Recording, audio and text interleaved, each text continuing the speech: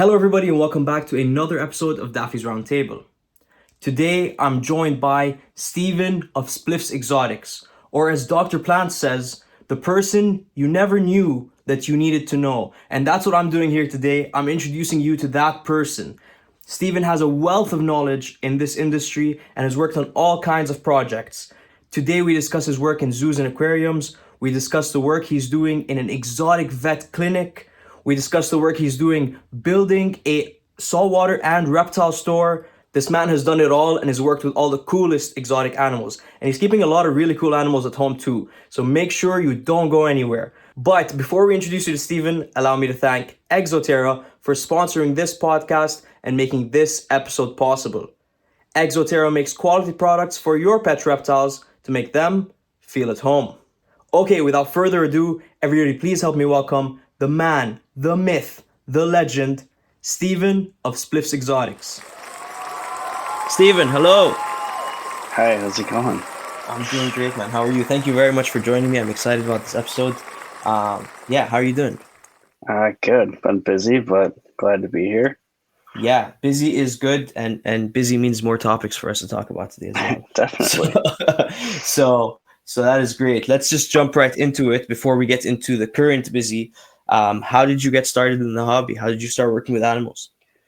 I've always loved them, but for reptiles specifically, I actually won a green anole at a Labor Day fair by throwing a ping pong ball into a little glass jar. And that's what kind of kicked it off. I was like 6, 7 years old and never looked back. That's awesome. Yeah, I've seen the goldfish ones a lot. I've never heard of green anole or winning a green anole like that. That's Yeah, hilarious. Hopefully they those gave things you will stop. hopefully, they gave you like 5 or 10 ping pong balls. If you got one in, you could get a goldfish. If you got two, you could get like a goldfish and a hermit crab. If you got 3 of them out of the whatever you got, you could pick the anole, the hermit crab, or the goldfish. Cool. Surprised you didn't say red-eared slider anywhere in there too.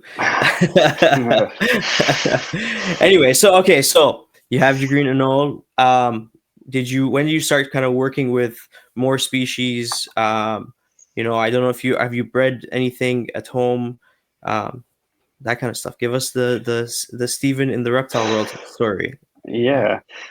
So like right after that, I started getting like leopard geckos the next year. Then I didn't really get anything else until I was in like 7th or 8th grade. Then I started like really getting into it.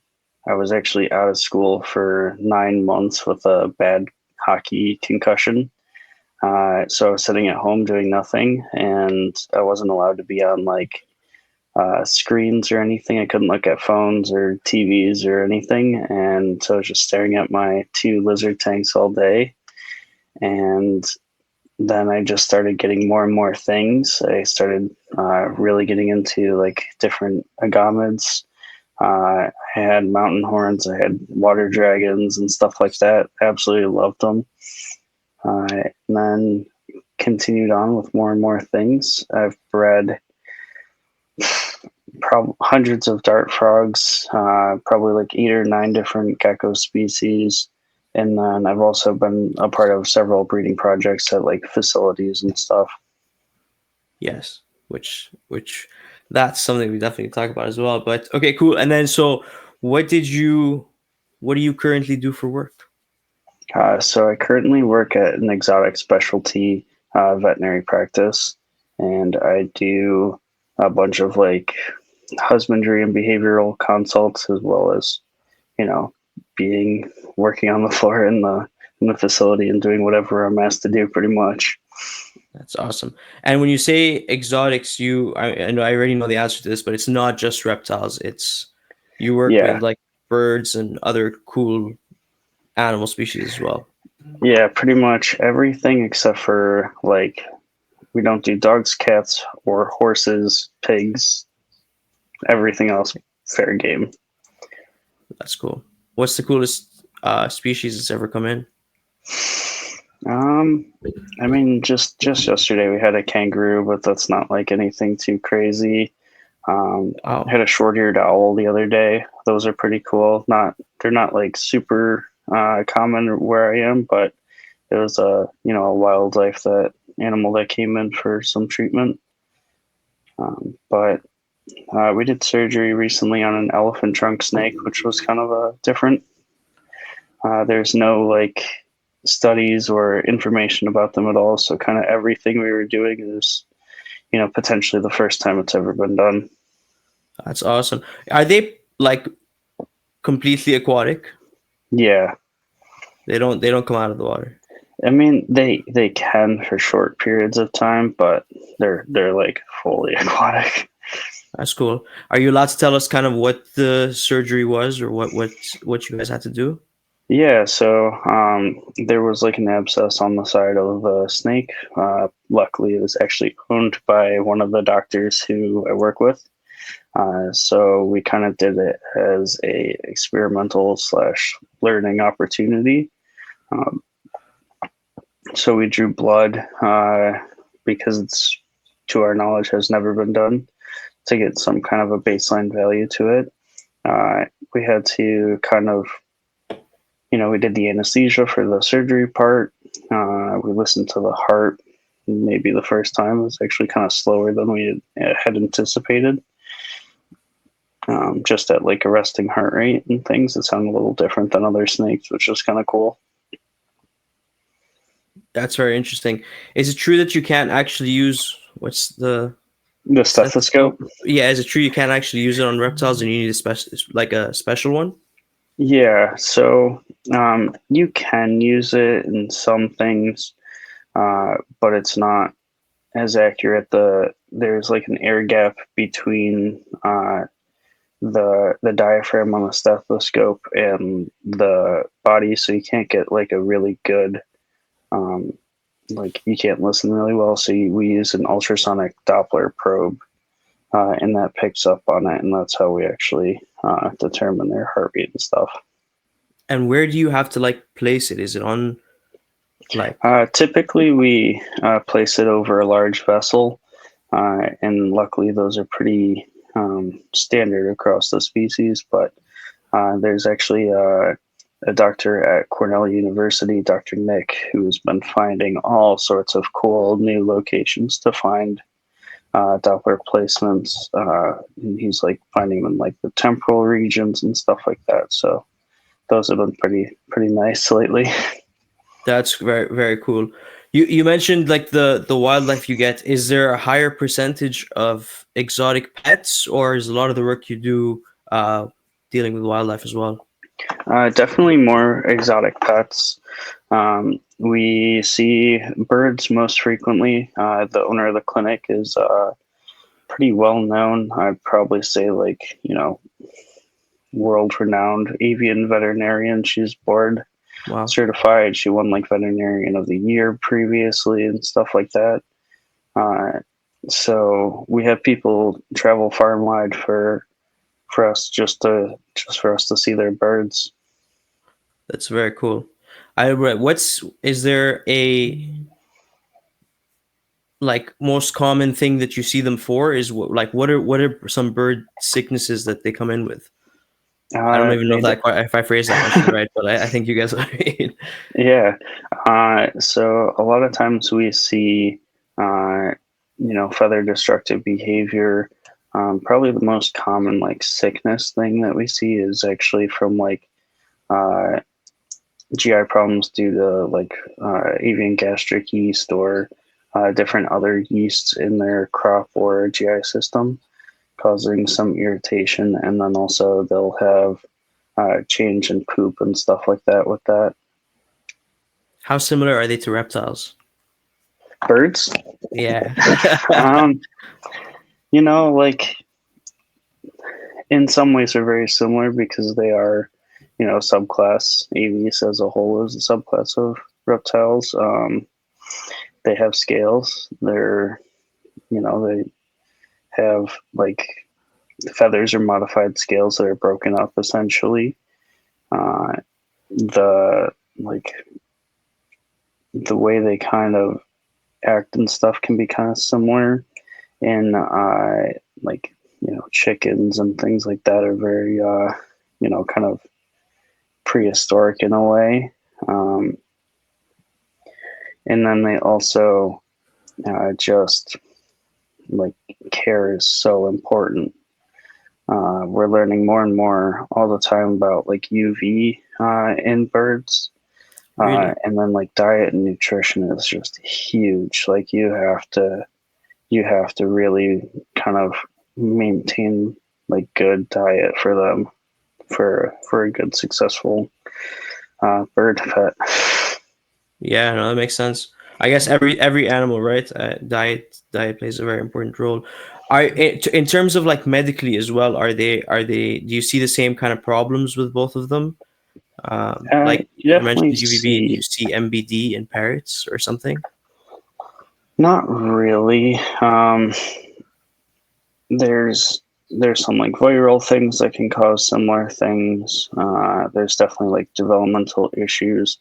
Um, a lot of the like nutritional things that we see, changes in bones and like physical structure in birds would be kind of like niacin or vitamin B deficiencies, and especially uh, ducks, waterfowl.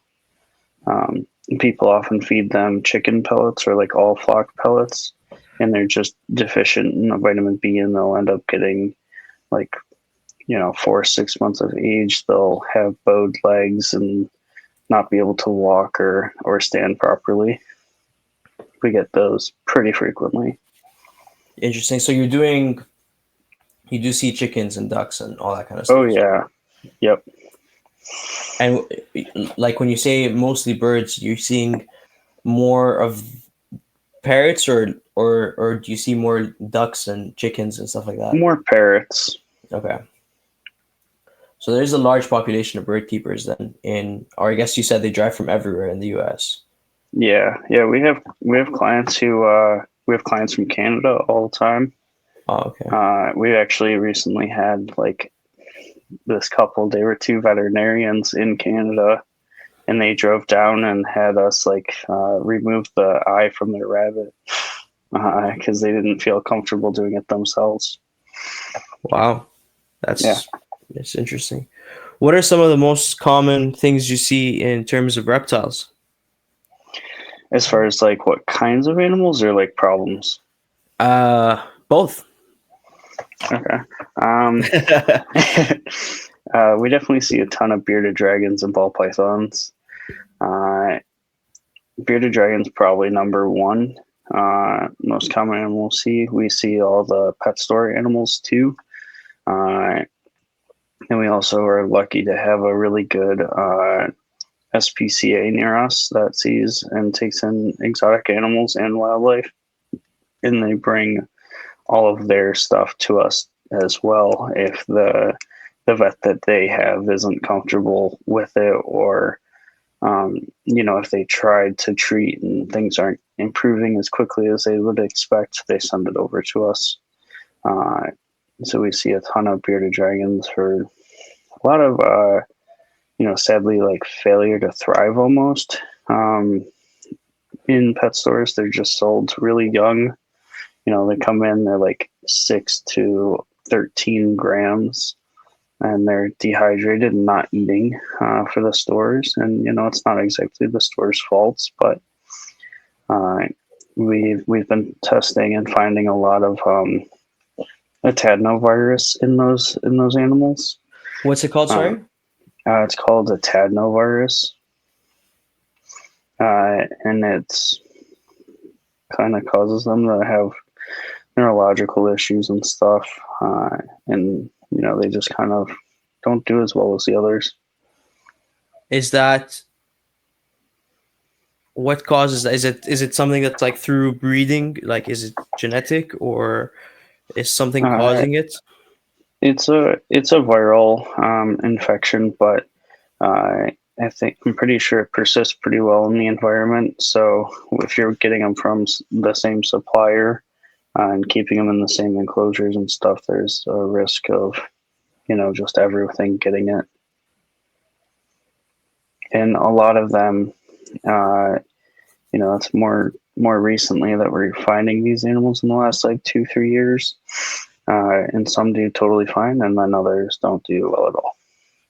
My one coworker actually has a dragon that's positive that she adopted from the pet store, um, because they were going to euthanize, which isn't a wrong thing to do.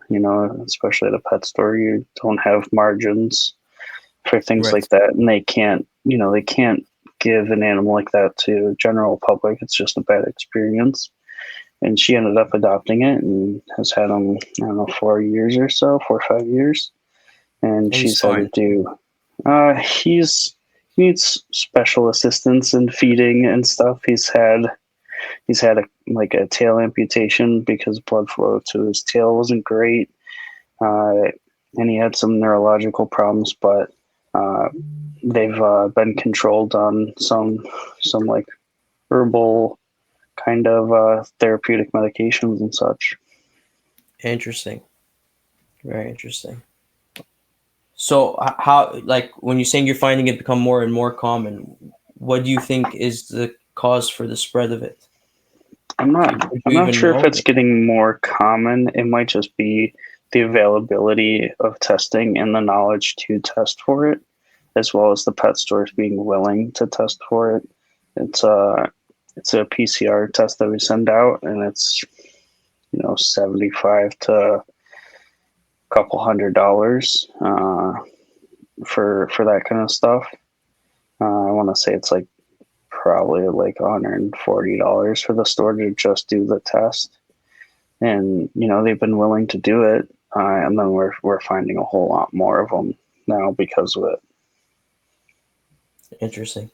Very cool. Is there any other um, things like that you see in other species? As far as like just viral things, Yeah. yeah, definitely.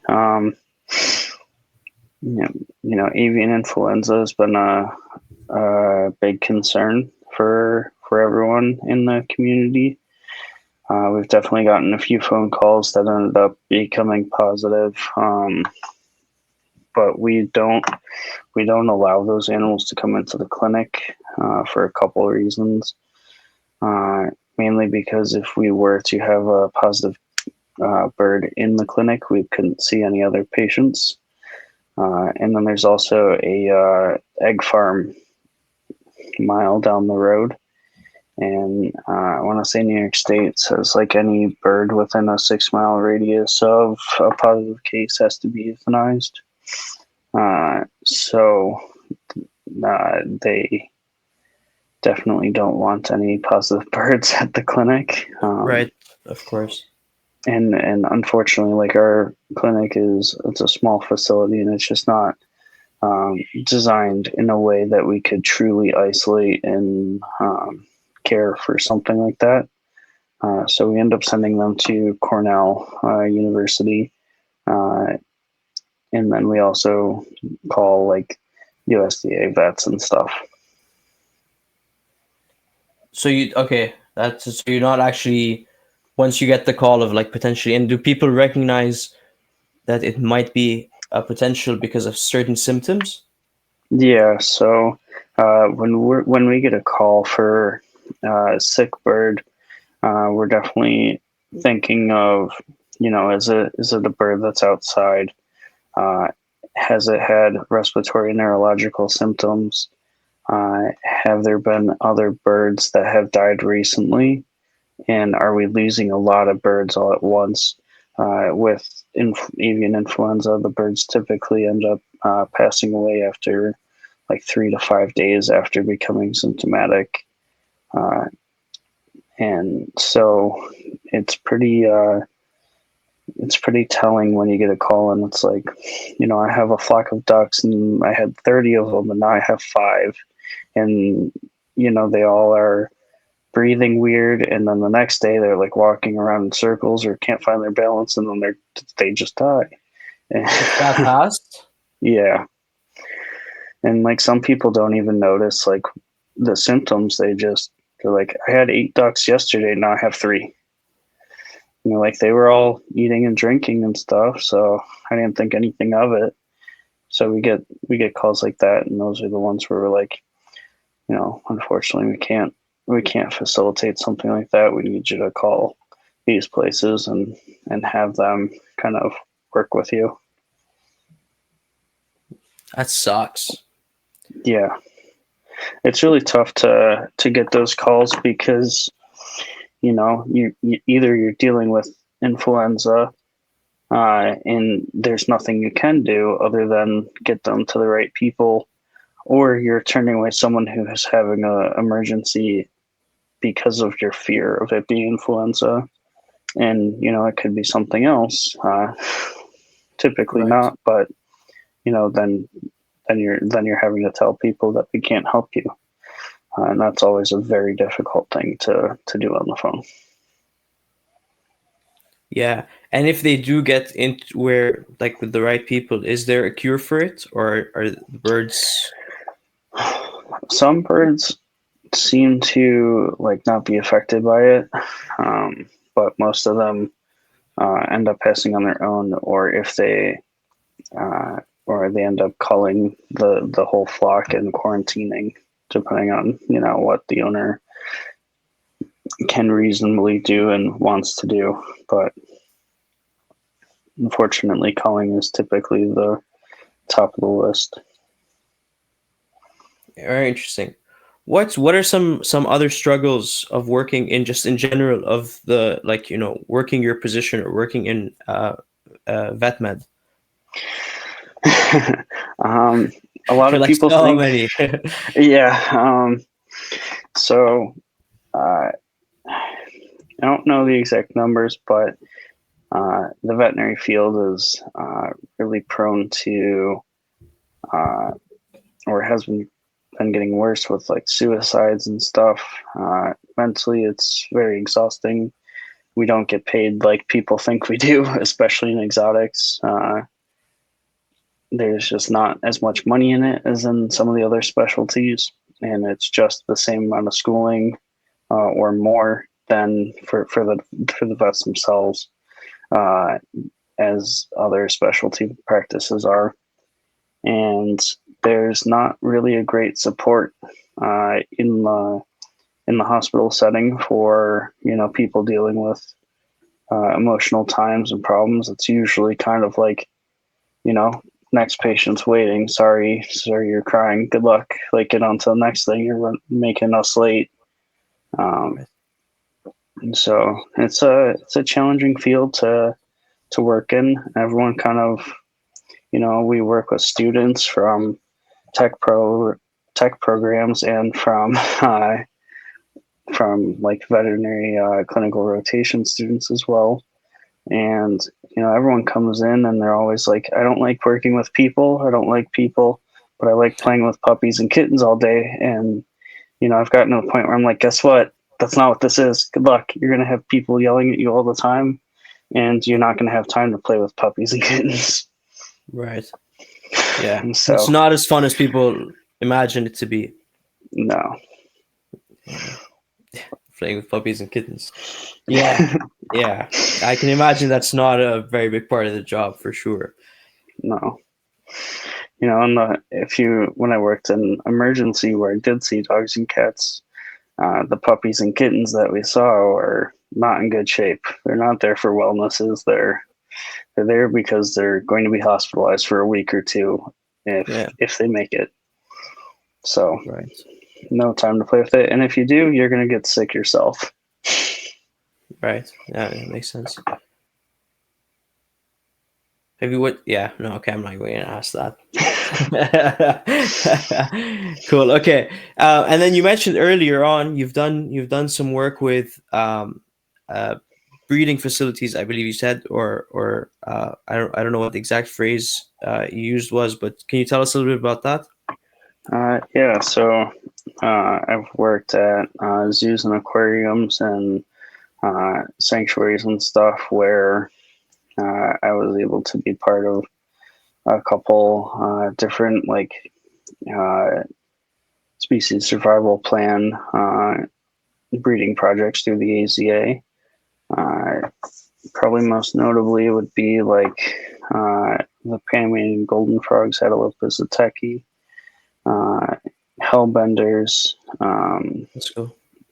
like eastern Massasauga rattlesnakes, spotted turtles, and then also like just a whole bunch of random stuff thrown in. That's really cool. Were you in the zoos and aquarium field for a while before you kind of switched to the um, where you are now? So I kind of did the zoo. Started when I was in high school. Still, I ended up Cool. for my community service to graduate. I ended up doing some stuff at the zoo, and they're like, "Hey, do you want to come back these days?" And I of course said yes, and I It's got to awesome. start with the hellbenders and the Zatechi as my first two projects to work on. Uh, pretty insane for a high school student, Yeah. as far as like things to work with. Uh, and then I stayed like involved through like internships, volunteer stuff with the zoos and aquariums up until 2019. So like 2013, 2014 to 2019. Very cool. What's the sort of the process of like an SSP or the species survival program for like a hellbender, for example? Like how what are the steps they need to take? So they were like originally collected from certain areas in the wild uh, because of chytrid and the rapid like growth and spread of chytrid. So they collected some from some babies before the chytrid got to that area, and then the AZA kind of determines uh, like which animals go where, which ones are going to be bred, and they write out the whole like husbandry care kind of thing for everything. And their whole goal is to breed animals that are genetically different enough that where they will have the best chance of making more diversity for the species, because there's few individuals relatively that are actually able to be worked with. And if we were to just breed whatever was in front of us, likely would end up causing more problems than good. And so they kind of control which individuals are most diverse and breeding those ones. And then essentially the time that I was there, it was basically just rearing and raising those individuals until they're sexually mature. I don't know if they've bred at the zoo yet. I haven't really paid attention. But I know that they have done the Puerto Rican crested toads and the Zatechi and stuff like that uh, since then. So those ones were all kind of successful. And is the long-term plan for all these animals to be released back into the wild? Essentially, yeah. Very cool. They typically the AZA will pick like when they get released where they go to, and they'll for different programs they'll release like a select number this many like every year or like however many months or whatever. But they're the ones who determine all that stuff. Very cool. And I guess they trade the individuals between different zoos. Yep. Like you mentioned, the genetic diversity is probably very interesting. Very very cool. I was actually just at the AZA conference, the mid-year conference. That's why I was in California. It was very cool. My first time going, and very cool seeing. Like I didn't get to watch many of the talks, but just like some of them, and the way they plan everything out, Mm-hmm. and all of the, it's very interesting, very cool stuff. Cool. And then so what about you're obviously working with some stuff at home at the moment. I know you have some cool pets. You maybe tell us what you currently have at home, including the non-reptile ones, because I can't remember if it was. I'll let you tell us what you have. Yeah. Currently I have dart frogs, all Ufaga species right now. I Nice. kind of sold off a majority of my collection and pretty much all of it while I moved to pay for everything for the dart frogs specifically. And then the But you rest of kept my the animals, Ufaga. yeah, just a couple. Nice. Um, and then the rest of my like collection are all animals that have been given to me. So I have like cherryhead tortoises, prairie dogs, blue and gold macaw, orange wing Amazon, a green cheek conure, Argentine tegu, northern blue tongue skink. I have 6 leopard geckos, a few crested geckos still left, chameleon geckos, emerald tree skink. And I want to say that's pretty much it. Do you still have, or you had at one point, was it prairie dogs or? Yeah, I still have the prairie dogs. Yeah, what is it like keeping those? Are they similar to like guinea pigs? Like I don't even know how you would keep something like a prairie dog. In a way, yes. They eat pretty similar things to guinea pigs. Lots of grass haze. They can eat like different veggies and greens and stuff. Uh, they uh, they tunnel and dig and climb a lot. Um, How do you facilitate? Like, what do you give them to be able to climb to tunnel? so the bottom of their cage is it's a critter nation cage, and the whole bottom is filled with like crinkle cut paper bedding, and Okay. they kind of tunnel and dig through that, and then they also come out and run around the house and stuff. That's awesome. Are they fun? How did you end up with? Are we cool to talk about the prairie dogs? By the way, is Yeah. that? Yep. Yeah. Okay. Cool. How did you end up with prairie dogs? I feel like maybe I'm surprised. Maybe it's a more common pet in the States, but it's like I don't even know if it's allowed to be. It's like if they're legal to be kept here in Canada, but I don't think I've ever heard of anyone keeping prairie dogs Yeah. until you. So yeah, how are they as a pet? I so I guess I'll start with they were illegal at one point in time. Years ago, before I had them, they were actually banned as pets because of their risk of having bubonic plague. So they can be natural carriers of black pet plague. Damn. Um, Okay. so they were banned for a very long time for that, but they reversed that. Oh, I don't know, like 15 years ago, 20 years ago, something like that. Um, and then now it's just I think to sell them you have to have a USDA license to sell, or you have to be like a USDA licensed like store to sell, um, if I remember correctly. And I was working at a USDA licensed exotic pet store, just part time. And we used to have these two come in for boarding when the owners went on vacation. And they ended up moving to, I want to say, Florida or something, and they couldn't take them with them to their apartment there. And so I got them, and they were 4 and 5 years old when I got them, which uh, is like, mid to end life years for most prairie dogs.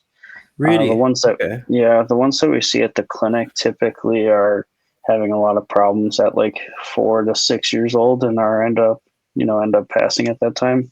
They can So you do definitely see live. them at the clinic. People do Oh have them yeah, as pets. Okay. yep, yeah, and they they can live to like 10 years old reportedly. I think is one of the longest ones that I've seen. Mine are now 12 and 13. Really? So yeah, so I thought when I got them at 4 and 5, I'm like, oh yeah, like I'll have them if for a they year, were two cool at the years. clinic, I'm like, I'll have them for a year or two, and I'll see if I like them. And I'm like, oh, this is not a bad commitment. I wasn't expecting to have them as long as I have, and uh, I still kind of say every day, huh, well, let's go see if they're still alive, Eh, sort of jokingly. Uh, I kind of mess with my coworkers in doing that because everyone loves them. Uh, I also am quite lucky to probably have like the nicest prairie dogs on earth, cool. where we have done like I've done X-rays on Stewie without sedation or handling, just kind of like flipped him over and positioned him, and then He'll took an just sit there. X-ray. Yeah, and then also we've done tooth trims awake on both of them, and they have very small mouth openings. So typically, most exotic animals like chinchillas, rabbits, guinea pigs, to do like real tooth trims on them, you have to sedate them. But I can hold those too, and we can do it awake. And typically with prairie dogs, they're one of the pets that we often tell the owners that they're going to hold for the exam and we're going to watch them, because prairie dogs they're really protective of their people and of their group, so they like bond and stuff with like their family, but anyone outside of their family they can be pretty aggressive against and not too friendly with. So a lot of times at the clinic, we have the owners actually hold and flip or rotate them so that way the doctor can listen and look. And then if we have to do like any blood work, X-rays, anything like that, it's all sedated. But luckily, my two are fine with me just putting them on the table and walking away, and anyone can do whatever they want. That's awesome. Yeah. That's awesome. Do you think they should be pets? Like once, when you no longer have them, will you try to get more? I probably won't. These two have been like Stewie and Oliver, just been I don't know, so great and kind of very special. I don't think I'd ever be able to get one that would come close to them in personality and stuff. It would just be trying to fill a void kind of deal, and I could never like I probably would never be happy with the next ones because of the impression these two have left. Right. So like the other ones I'd probably be more upset with than anything. Right. That makes sense. So I probably won't ever get any. I think they can be pretty good pets in the right home.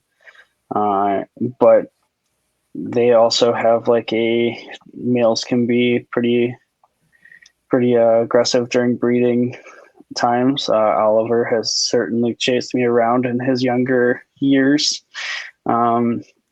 And there's been days where I'm like, oh, I can't even open the door because he is just full flying at me kind of deal. But now he's old and blind and stuff, and he's been really great.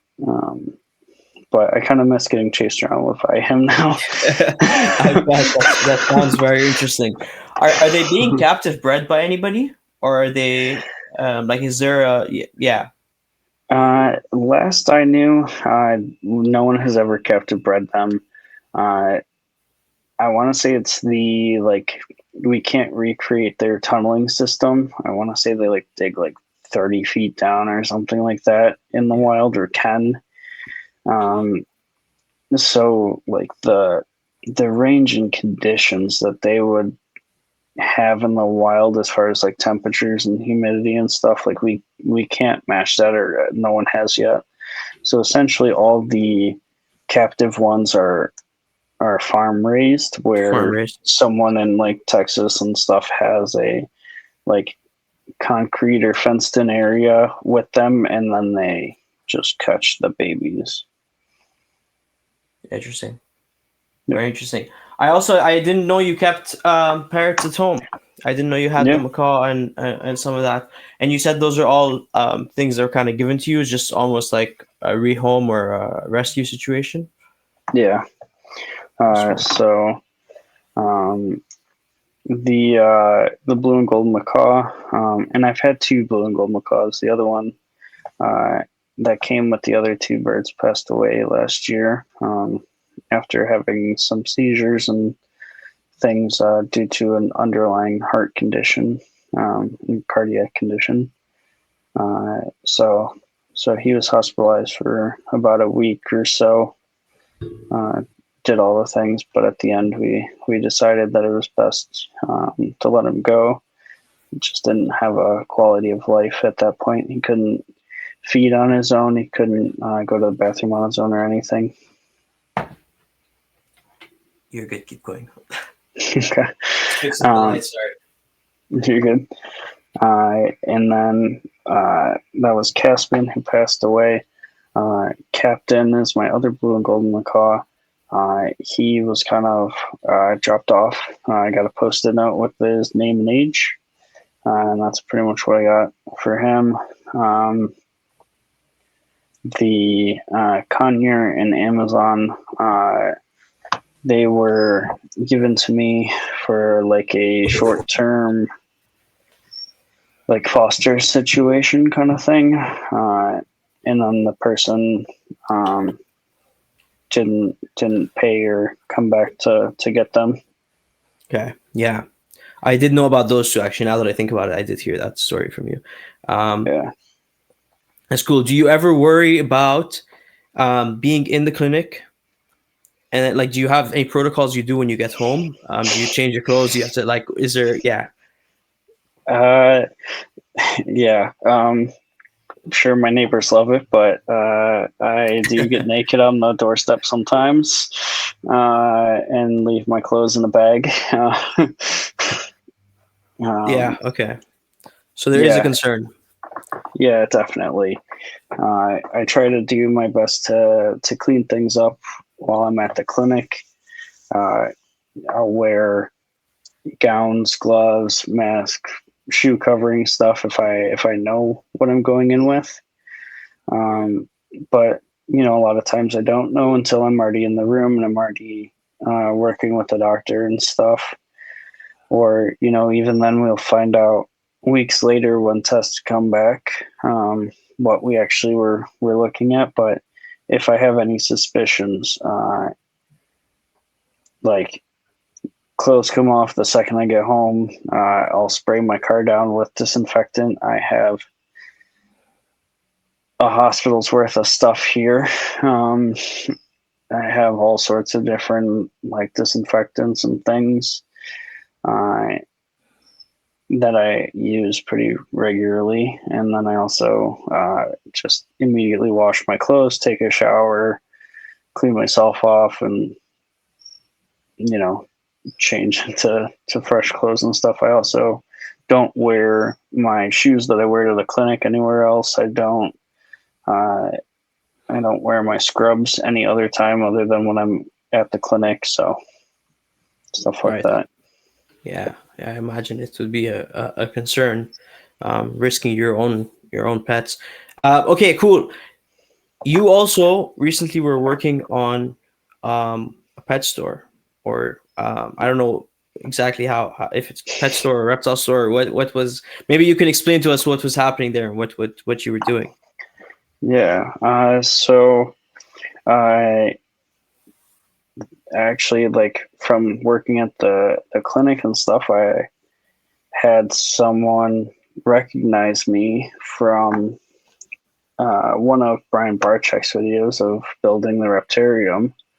Right. And she recognized me from that, and she said she's doing universal rocks at the pet store she's building, and she was having a ton of problems working with them and stuff. And they got a couple panels like put on the ceiling after several days and like 15 people doing it, or something like that. So she ended up asking me if I wanted to come out and help out, and I do a lot of like little side projects and stuff for fun and for more money to feed my obsessions with animals and things. So I of course said yes, and it's going to be a saltwater and reef store with reptiles. Oh, there will be reptiles. Cool. Yeah. So she's like a ball python breeder herself, and then she has green tree pythons and emerald tree boas as well. So like that's the stuff that she works with primarily, and she's getting more stuff now for the store, but started going there to do the universal rocks ceiling and walls and stuff and seaming everything. And then she's a huge fan of like Disney, Universal, stuff like that. And she wanted to make the place look like some base from the movie Avatar. So we ended up doing fiber optics and like crystals and all sorts of stuff in the ceiling. So there are like hidden constellations in the ceiling now with fiber optics. There's all sorts of stuff, mineral deposits, like black light paint. And it's coming along. It's very, very slow process. Not exactly what I expected when I signed up for it, but it's been fun, and it's kind of brought out like my creative side and like got me back interested in building enclosures and exhibits and stuff again. Cool. So it's been very freeing for me in a sense. So I've been having a lot of fun with it, and it's I'm building stuff where I'm not like bound by my finances and stuff like that. So it's been a whole lot of fun to just be like, hey, I have a crazy idea. And she's just like, let's do it. That's awesome. Yeah. Yeah. And do you have an estimation? I know you said it's a slow process, but do you have an estimation of when the place is going to open? So we're hoping for like this summer. So a couple more months or so. Cool. Yeah, we've got 2 more panels to go up on the ceiling with the fiber optics in it. Once those are done, everything else should be kind of buttoning things up as far as the part that I'm doing goes. And then there's a 8x4x2 exhibit in the front that we're doing like a whole waterfall, false rock scape, stuff like that. That's cool. And then I think a plant wall / like greenhouse humidity room that we'll be doing, and then after that we should be kind of good to go. That sounds like a very cool spot. Sounds like you have everything you need. There's the she's not doing any freshwater. No freshwater. Okay. So everything but that, but you have the reptiles, the plants, the saltwater. That sounds very cool. Very cool. Yeah. Well, and then so in your area as well, jumping off the pet store, we talked about this before. You have Rexpo. Mm-hmm. What is you? I think you mentioned to me it's like the biggest in that region, or I believe it's the, or at least they claim to be like the largest single day reptile expo in the country. Cool. Okay. I want to say it's like 220 vendors or something like that, or 220 plus tables. And they have been renting out like an arena for it recently. So there's like a large like banquet hall kind of room, and then there's also like an arena, and it's just vendors and tables and stuff. Very cool. Is it are there cool animals there, like some pretty interesting species, or is it mostly the usuals that you see? There's definitely a lot of like ball pythons, leopard geckos, crested geckos, but there is a lot of like other more niche species and stuff.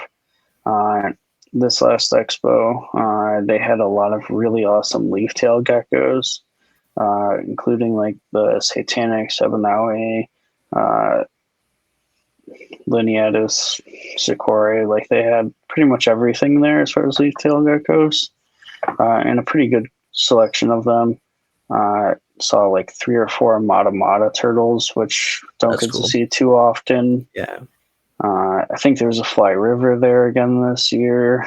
Uh, Probably like the most impressive animal to me that I saw there was like a 4-year-old like tame Argus monitor. Uh, that was pretty nice. Like that's awesome. probably like 4.5, 5 feet. That's very Yeah, cool. very That's very impressive cool. animal. Yeah. So you've seen several different expos in the States. Um, what do you think? And you've seen obviously the Canadian expos. Yep. Do you have a bit of a comparison for us? Are we on the same page with species wise, or are there cooler species down in the States? Um, so like it's kind of tough.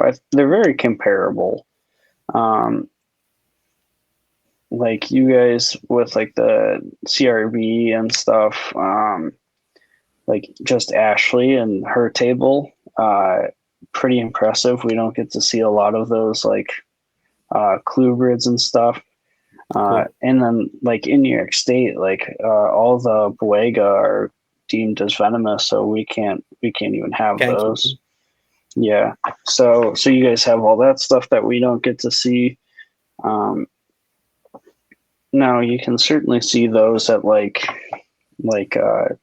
NERBC shows and like the Tinley Expo and stuff, where they have a lot of really cool projects and different species.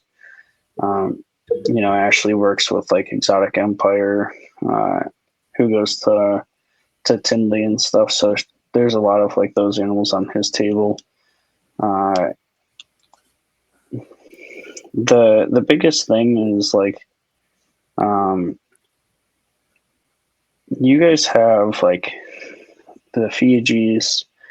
Uh, we obviously don't, but we also have like a better turtle tortoise selection and like Right. boa selection than you guys have because of the CITES things. Do you say boa Um, as well? yeah, Is there a lot of cool species of boas that you don't see when you're up here? yeah. Interesting. Um, so those are probably the big differences, and even like pricing uh, between the expos, I think has been pretty consistent. And I Yeah. kind of want to say it might be a little bit more of like, um, things becoming balanced in the field. Like we're not, it's not like the COVID rush anymore where people are trying to find a bunch of different things to occupy their time. Right. So I think prices have kind of settled. You know, uh, Places like Morph Market becoming more comprehensive and things. Yeah. You get to see the Canadian and the U.S. prices and stuff. So prices are becoming a lot more comparable. The only difference being like tortoises in Canada Tortoises and are turtles. significantly more expensive. Yeah, it's almost ridiculous here. It's like Yeah, I'm sure there's a lot more people that would be willing to keep and work with tortoises and turtles, but just the price of them is unrealistic compared to what we see like in videos in the US and everywhere else. Yeah. yeah. It's That's the big difference. I bet.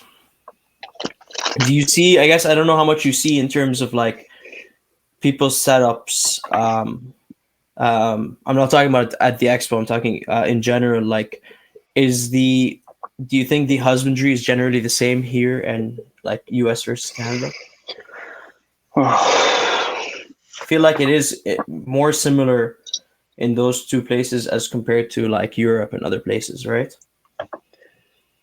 Yeah, I guess like maybe 50-50. I want to say Canada might be a little bit better, like closer to European standards than the That's States oh, is. Yeah.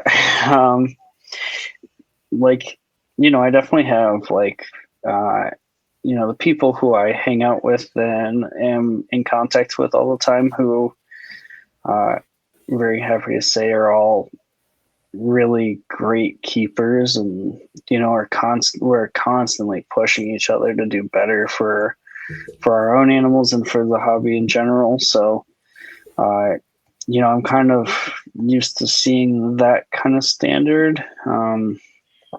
But there I've definitely been to places, you know more so in the States, probably just because I live here, where I'll see like at home collections just be in racks and stuff, or like literal Sterilite containers under someone's bed.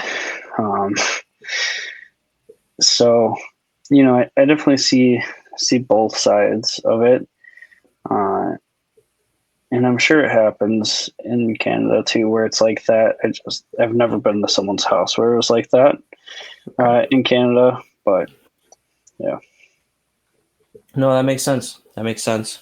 Yeah, it depends on, yeah. I like you said, I think it happens just as much on both sides. I think it's just the frequency of what you're seeing, and Yeah. you're also seeing things at the clinic over there, right? So you're seeing some of the probably not the most top quality husbandry that you could be seeing. Yeah, I want to say it's like it's been less recently, since we've hired Dr. Hess, who works with me and has become a close friend of mine. Uh, since he is like a reptile keeper and does all the same crazy stuff I do and you do and stuff like that. Um, but before that, like I want to say like 90% of my job was just just husbandry talks. The doctor would do their exam and kind of discuss the medical problem, and then they'd be like, "All right, Stephen, like fix all the underlying issues." Yeah. So Fix the things that are actually causing the problem here. yeah, so we used to say it like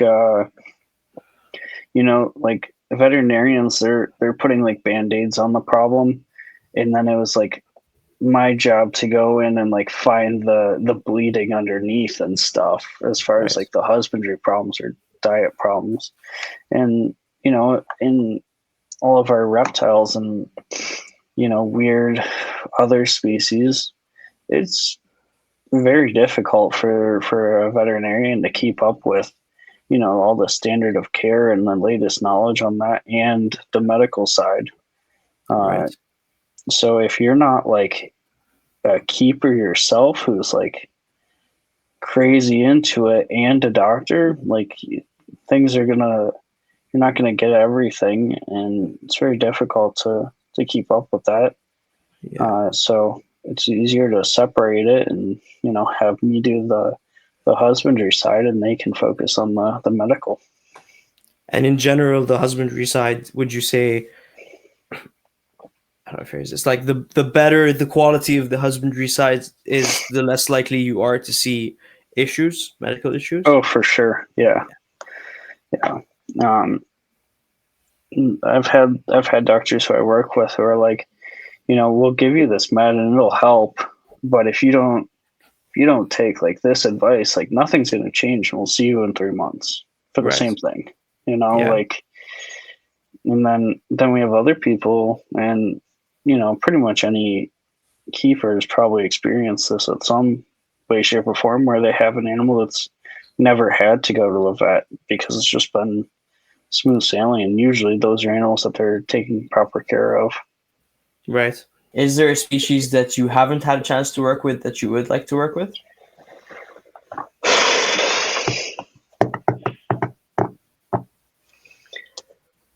Not sure.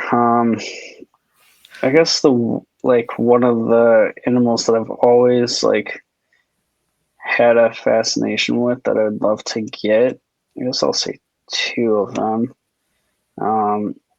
Would be like the dragon snakes. And then also I really like some of the false cobra species. And of course, Ashley shows me them and drives me Yeah, I nuts. was gonna say now I know why you like Ashley Sable. Yeah, Yeah. that's Um, cool. so those are kind of two that um, I'd like to work with at some point. Uh, but I've been very lucky to have worked with a really wide variety of things. So that kind of rules out a pretty good portion of animals. Yeah. Does working in the zoo field and then the vet field, does it give you almost a not I don't want to use the word dislike, but like a dislike or distaste for the hobby and for breeding and pet keeping? Uh, for me personally, no. Um, so like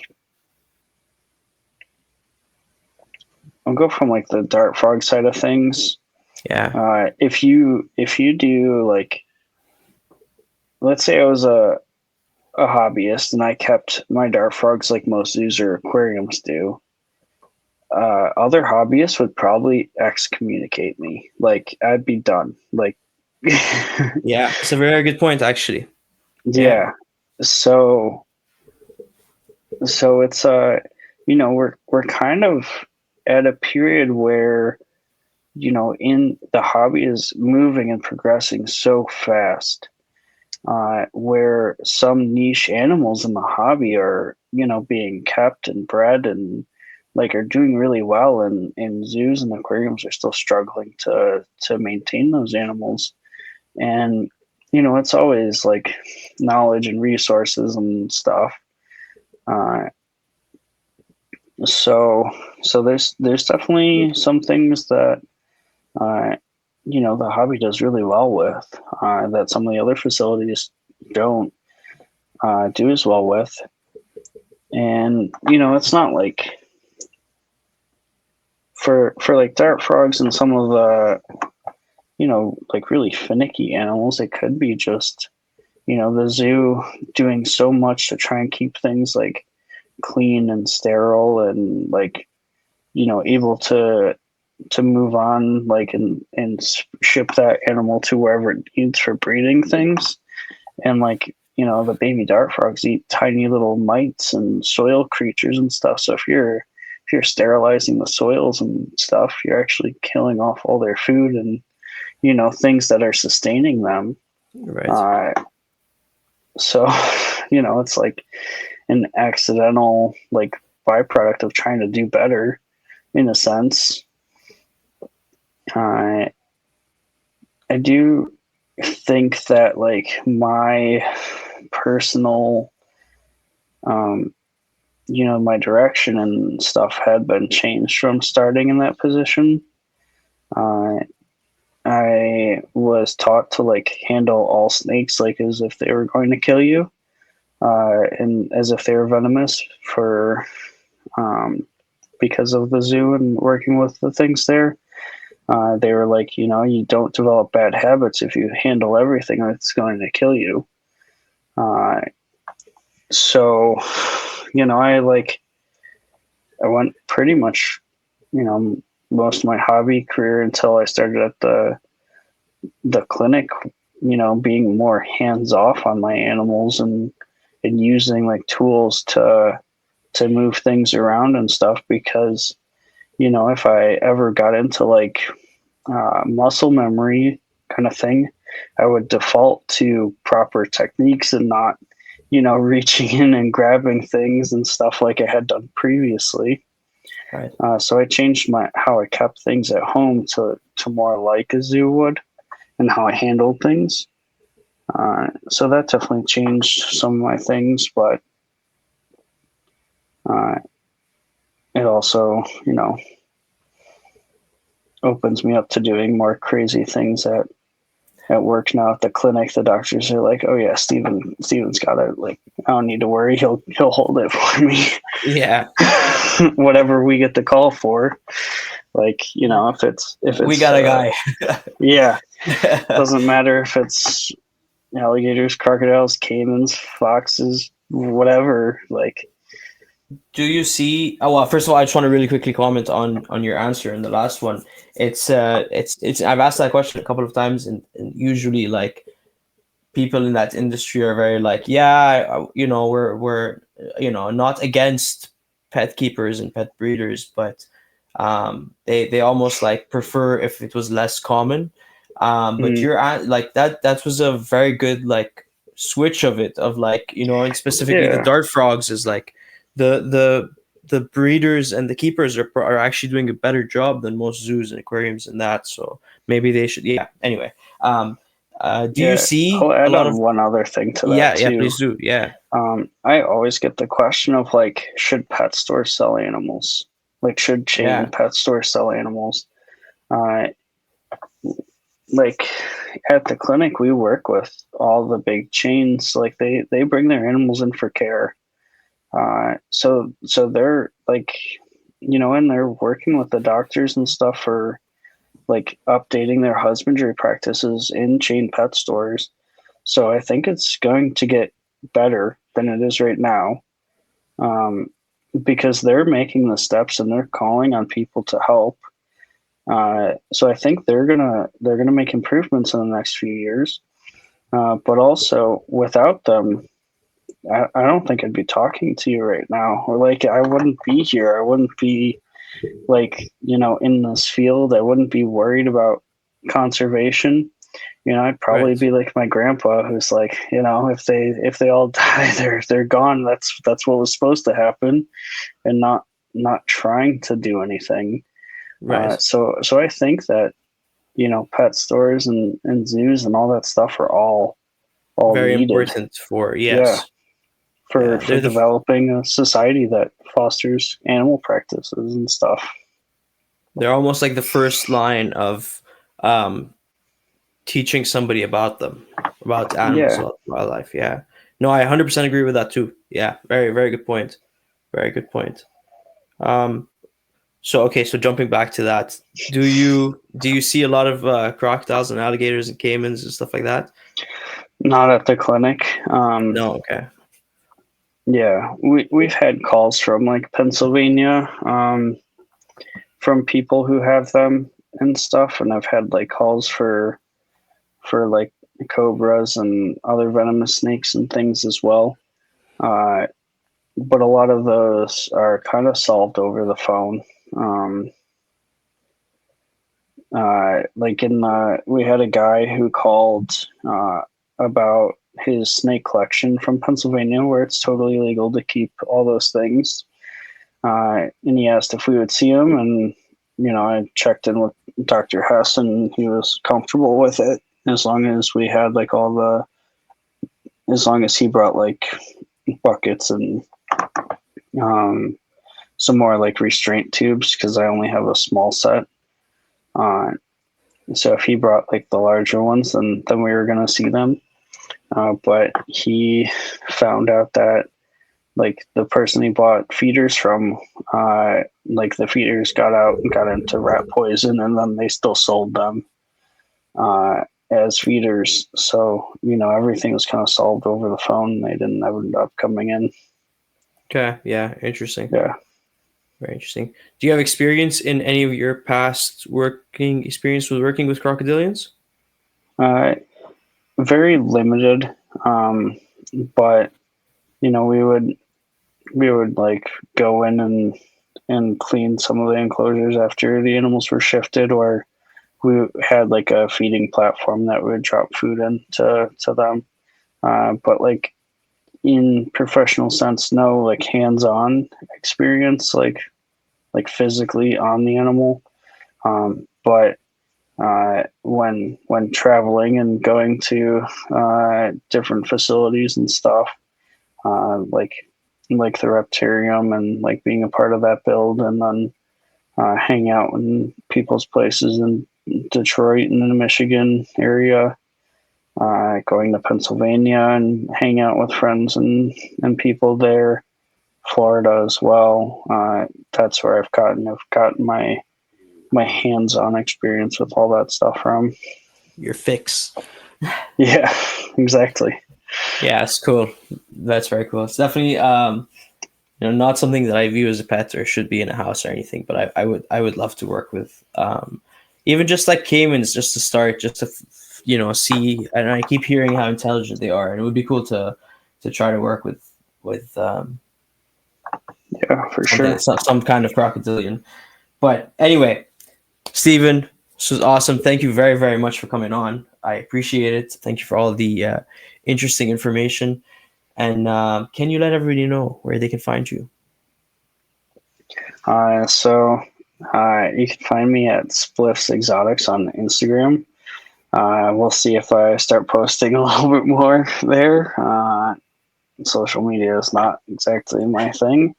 Or they can also find me on like Facebook, just under Stephen Griffiths.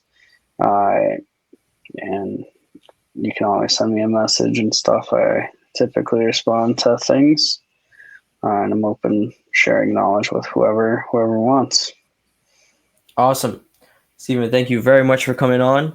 And everybody else, thank you very much for listening. We'll see you on the next one.